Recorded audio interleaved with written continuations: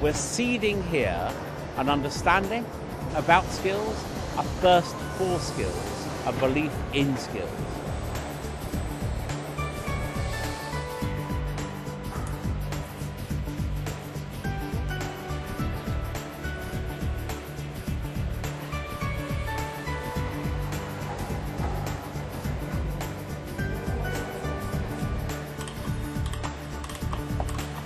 What it shows is if you've got the work ethic, if you're willing to get out of bed and do something and acquire a skill and make a real effort, you can change your own life.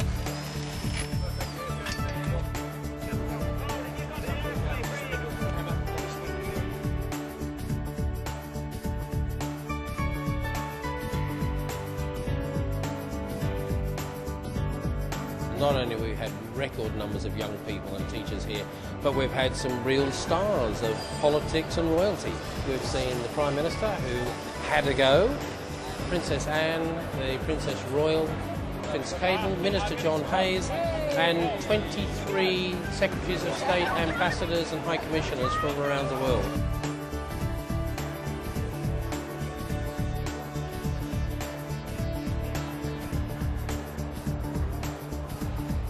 I've been in this business 20 years and never have I seen such talent that I've seen here. The people visiting are the people who are going to be inspired. They're the people who are real winners here.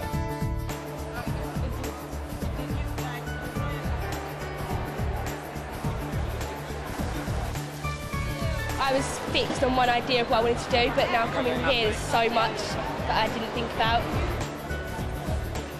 At this age, we all have a mindset on something, but now it's like really showing me that there's loads of opportunities, loads of different careers for us to take.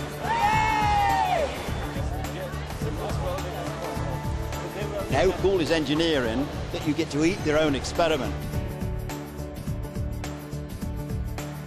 By sponsoring this event, we like to motivate the young skilled workers, energize them. Also, we like to make them be proud of themselves.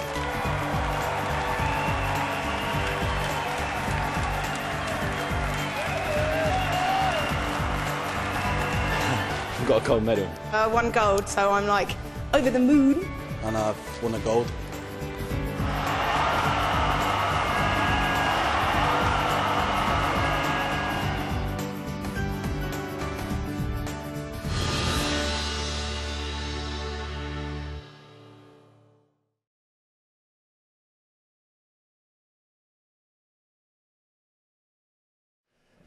Well, may I firstly welcome all of you to the IOD for what should be a very special couple of hours.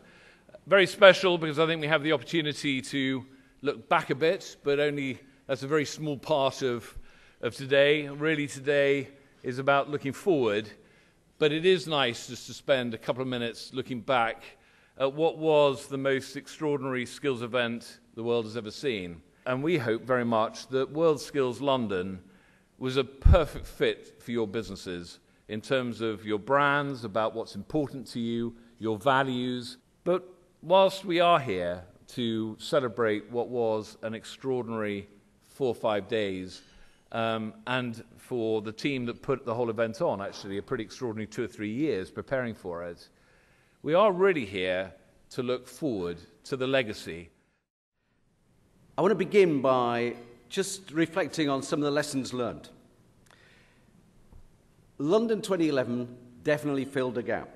Our further education and training and apprenticeship system is, unfortunately, one of the great hidden treasures of our whole system. There are fantastic things going on through apprenticeship. You know that in your own businesses. There are fantastic things going on in our further education system. But when you come to public awareness, we're still just scratching the surface. So we've got to see this as a beginning and as part of a concerted long-term campaign. It has to sit absolutely foursquare with everything Simon's doing with the apprenticeship service and that big drive to tangibly increase the number of apprentices, to increase the number of young people who take that vocational route. And we've got to get away from the perception, and this is where competitions and everything we did in London is so important, got to get away from the perception that vocational education and further education is about competence.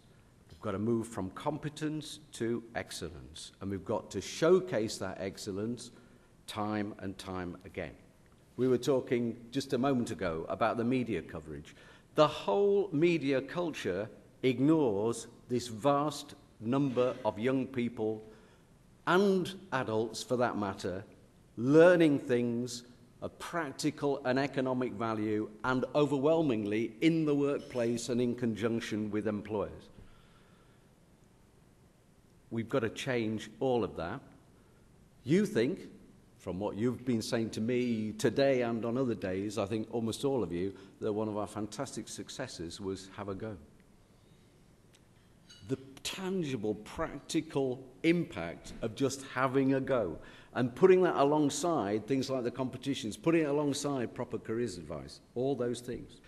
The big test in all of this, in all our public policy, is it's got to be mainstreamed. And the first thing we've got to mainstream is all the work we do with our college and training provider network. So it's got to fit with the annual cycle. I want to change the psychology. I want to create a national showcase and annual competitions in one place at one time, and then you can't afford not to have competitors from your college, from your training organisation, be publicly embarrassed if you haven't got somebody there. So we want to do all of that. We want to absolutely integrate it and align it with every aspect of what we're doing on apprenticeship, so that apprenticeship is right at the heart of it, and the two things, this is a vehicle for all the things we're trying to achieve through that massive campaign. And then we want to align all those activities, which is our other problem. How many thousands of awards do you get invited to? How many different ad hoc public celebrations, all too often self-serving, not part of any kind of coherent campaign?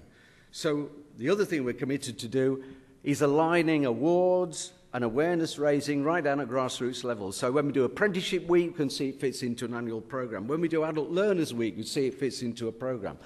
And we've already persuaded our colleagues in the college sector to align Colleges Week. Why don't we just take a very simple concept, and this might be a media concept, why don't have a go week? Not a Colleges Week, have a go week. Have a go at work, have a go in college, have a go in the community.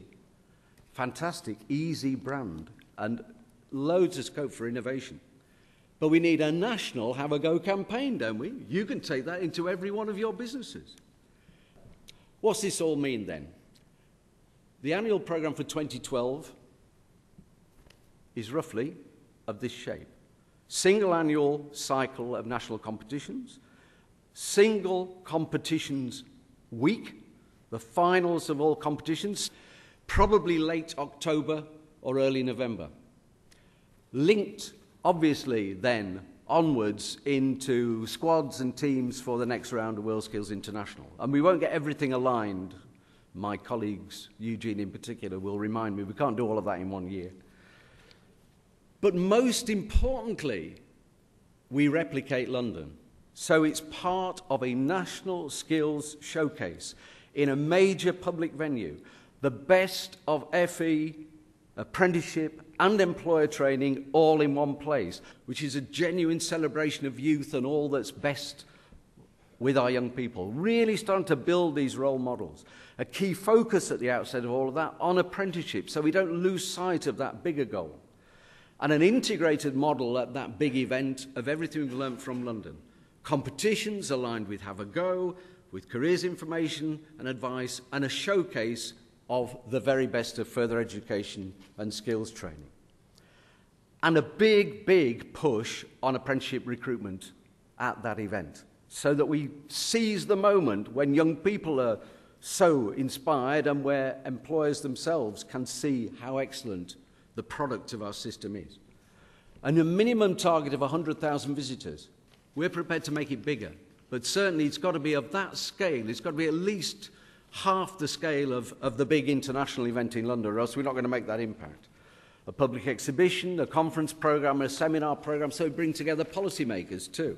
I've started, this is daring stuff, suggesting to colleges they might sponsor that annual event? Who are the beneficiaries in business terms if it's not colleges and training organisations?